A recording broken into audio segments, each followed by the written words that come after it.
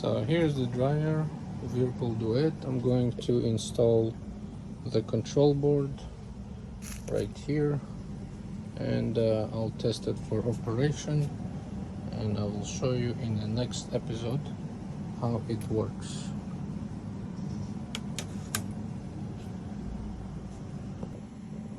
Here you go, the control board is all connected and secured. I just have to put this bracket between here and there, and we'll test it out.